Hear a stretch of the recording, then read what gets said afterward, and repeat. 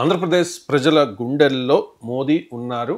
మోదీ గుండెల్లో ఆంధ్రప్రదేశ్ ఉంది అంటూ ఉన్నారు సార్. దాంతోపాటు అసమర్థ పాలన నుంచి అభివృద్ధి వైపు ఏపీ పయనిస్తోంది అని భారతీయ జనతా పార్టీ జాతీయ అధ్యక్షుడు జేపీ నడ్డా అంటూ ఉన్నారు సార్.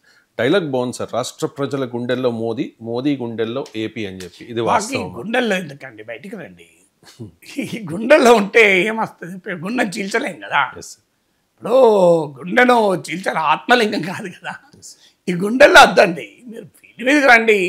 మీరు గుండెల్లో ఉండడము, ఉదరంలో ఉండడము, మస్తిష్కంలో ఉండడం కాదు కదా. మాకు ప్రాక్టికల్గా చేయండి. ఎందుకంటే విశాఖ ఉక్కును పరిరక్షించింది మీరు. విశాఖ ఉక్కు ప్రజల్లో గుండెల్లో దడపుట్టిస్తున్నారు కదా.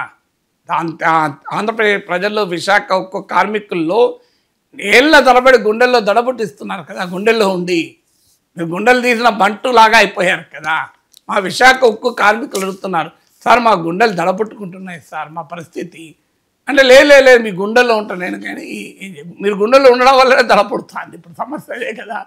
సో విశాఖ ఉక్కుని సంగతి చెప్పండి. విశాఖ వచ్చారు, నేను కూడా విశాఖలో ఉన్న. నడ్డా గారు వచ్చినప్పుడు సేమ్ అదే టైంకి ఫ్లైట్ దిగాను, ఆయన కూడా అదే టైంకు వస్తున్నారని చెప్పి, సత్యకుమార్ గారు వస్తున్నారు, నడ్డా గారు వస్తున్నారని పెద్ద ఎత్తున బీజేపీ కార్యకర్తలు కూడా కనబడ్డారు. విశాఖ గడ్డ మీద మీరు వెళ్ళారు. ఈ గుండెల్లో ఉండు ఎందుకు? వాళ్ళ గుండె దడ పొట్టిస్తున్న విశాఖ ఉక్కు సంగతి తేల్చండి, దాని గురించి మాట్లాడారు. ప్రత్యేక హోదా ఎప్పుడో వదిలేశారు, గుండెల్లో ఉండడం వల్ల ఎగిరిపోయింది. గుండెల్లో ఉండిపోయింది ప్రత్యేక హోదా. గుండె దాటి రాలే బయటికి ఇప్పటికీ ప్రత్యేక హోదా. ఇవ్వండి, మా అమరావతికో 50,000 కోట్ల గ్రాంట్ ఇవ్వండి సార్.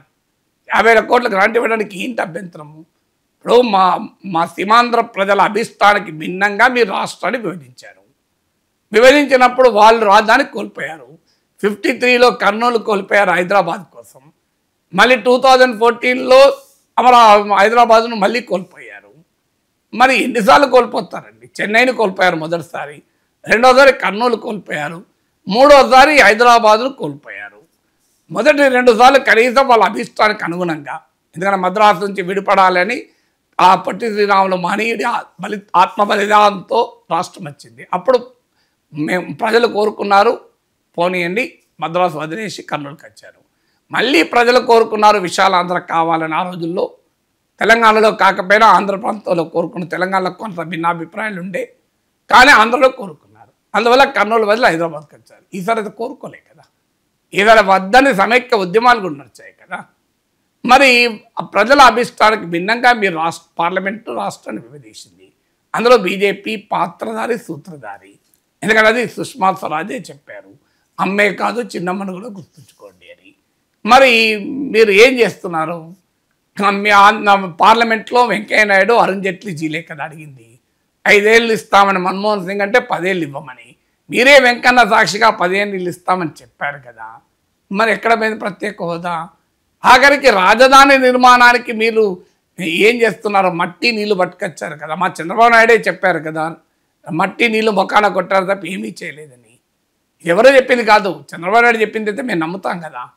చంద్రబాబు నాయుడు చెప్పిన మాట మట్టి నీళ్లు ముఖం మీద కొట్టారని. చంద్రబాబు నాయుడు చెప్పింది అయితే హైలీ క్రెడిబుల్ కదా. ఆయన 40 ఏళ్ళు తెలుగు రాజకీయాలు శాసించినటువంటి మహానాయకుడు. ఆయన చెప్పింది అయితే అబద్ధం ఉండదు కదా. ఎవరో బీజేపీని వ్యతిరేకించే వాళ్ళు చెప్పారంటే ఓకే.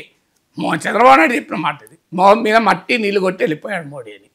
అయ్యాల ఏమంటున్నాం? అయ్యా అమరావతికి ఒక 50,000 కోట్లు ఇవ్వండి. 5 ఏళ్ల పీరియడ్లో, నేను అడిగేది 1 ఇయర్ కాదు, 5 ఏళ్ల పీరియడ్లో కేంద్ర ప్రభుత్వ బడ్జెట్ ఎంత? 250 లక్షల కోట్లు. 250 లక్షల కోట్లలో 50,000 కోట్లు ఇవ్వంటున్నాయి. ఏం తప్పండి మేము అడుగుతున్నది? మీరు ఎంత నెగ్లిజిబుల్ చెప్పండి. ఎవ్రీ ఇయర్ బడ్జెట్ 50 లక్షలు. బీహార్లో ఇవాళ చూడండి మీరు ఎన్ని లక్షలు, 45,000 కోట్ల అభివృద్ధి పనులకు శంకుస్థాపన చేస్తున్నారు. ఎన్నికలు ఉన్నాయి కనుక 45,000 కోట్లు. బడ్జెట్లో 56,000 కోట్ల రాయితీలు ఇచ్చారు బీహార్లో ఎన్నికలు ఉన్నాయి కనుక. మరి మీ గుండెలో మేమున్నాం, మా గుండెలో మీరున్నారు. మాకు మాత్రం వరల్డ్ బ్యాంక్ లోన్ ఇస్తారు అమరావతికి, వడ్డీతో సహా. మళ్ళీ తెలుగు బిడ్డలే ఆంధ్రప్రదేశ్ బిడ్డలే కట్టుకోవాలి. మరి బీహార్లో మరి మీరు 45,000 కోట్ల ప్యాకేజ్ ఇచ్చినప్పుడు అమరావతికి 50,000 కోట్ల ప్యాకేజ్ ఇస్తే తప్పేంటండి? బెంగళూరు మెట్రోకు మీరు డబ్బులు ఇచ్చారు, కొచ్చి మెట్రోకి డబ్బులు ఇచ్చారు అక్కడ ఎన్నికలు ఉన్నప్పుడు. మా విజయవాడ మెట్రో, విశాఖపట్నం మెట్రోకి డబ్బులు ఇవ్వండి అని అడుగుతున్నాం. ప్రాబ్లం ఏంటి చెప్పండి? మీరు ఇది న్యాయం కాదా? అయ్యా మీరు గుజరాత్ మహారాష్ట్ర నుంచి గుజరాత్ విడిపోయినప్పుడు మీరు మీరు మీరు వ్యతిరేకించారు కదా. మీరు గుజరాత్లో మీరు హైడ్రోకార్బన్ బేస్ కంపెనీస్ పెట్టుకున్నారు కదా, పెట్రోలియం కంపెనీస్. మా పెట్రోలియం రిఫైనరీ కట్టండి కాకినాడ తీరాన, కేజీ బేసిన్ గ్యాస్ ఉంది అంటున్నాను. మీరు ఎందుకు పెట్రోలియం రిఫైనరీ కట్టరు అని అడుగుతున్నాను. కడపలో స్టీల్ ప్లాంట్ ఏమైంది అని అడుగుతున్నాను. సో ఇవన్నీ ఆంధ్రప్రదేశ్ ప్రజలు అడుగుతున్నారు, వేరే వాళ్ళే. ఇలా ఏమి తప్పు ఉందో చెప్పండి. ఆంధ్రప్రదేశ్లో ఉన్న కేంద్ర విద్యాసంస్థ ఐఐటి, ఎన్ఐటి, ఐఏఎం, వాటిని మీరు అహ్మదాబాద్ ఐఏఎంతో సమానంగా విశాఖపట్నం ఐఏఎం ఉందా? మీరు చెప్పండి, తీర్చిదిద్దండి. ఐఏఎం అహ్మదాబాద్కు సమానంగా ఇవ్వండి. మీరు గుజరాత్లో గిఫ్ట్ సిటీకి భారీగా రాయితీలు ఇచ్చారు, మామూలు రాయితీలు కాదు. అయ్యా మా చంద్రబాబు నాయుడు టెక్నాలజీలో ఆద్యుడు, ఎందుకంటే మోడీయే చెప్పాడు. చంద్రబాబు నాయుడు ముఖ్యమంత్రిగా ఉన్నప్పుడు టెక్నాలజీ నేను కూడా నేర్చుకున్నాను అని మోడీ అన్నాడు కదా, నేనన్నది కాదు కదా. అలాంటి చంద్రబాబు నాయుడు ఒక అద్భుతమైన కలగంటున్నాడు, అమరావతిని క్వాంటమ్ వ్యాలీగా, విశాఖపట్నాన్ని ఫిన్టెక్ వ్యాలీగా చేయాలని కలగంటున్నాడు. చంద్రబాబు నాయుడు కలగనడమే కాదు, కళను సాకారం చేసిన చరిత్ర ఉన్న నాయకుడు. సైబరాబాద్ అందుకు ఉదాహరణ, హైదరాబాద్ అందుకు ఉదాహరణ. ఆ రోజుల్లోనే బిల్ క్లింటన్ తీసుకొచ్చి ఐటీ పునాదులు వేశారు. చంద్రబాబు నాయుడు వేసిన ఐటీ పునాదులు ఇవాళ ప్రపంచవ్యాప్తంగా మధ్యతరగతి తెలుగు కుటుంబాలలో ఒక వెలుగులు నింపింది. మరి అలాంటి చరిత్ర ఉన్న నాయకుడు ఫిన్టెక్ వ్యాలీ డెవలప్ చేస్తున్నాడు. మీరు దానికి గిఫ్ట్ సిటీకి ఇచ్చిన రైతులు వైజాగ్ ఫిన్టెక్ వ్యాలీకి ఇవ్వండి. గిఫ్ట్ సిటీకి ఇచ్చిన రైతులు అమరావతి క్వాంటమ్ వ్యాలీకి ఇవ్వండి. క్వాంటమ్ మిషన్లో భాగంగా అమరావతికి ఒక 10,000 కోట్లు ఇవ్వండి ఆ క్వాంటమ్ వ్యాలీకి.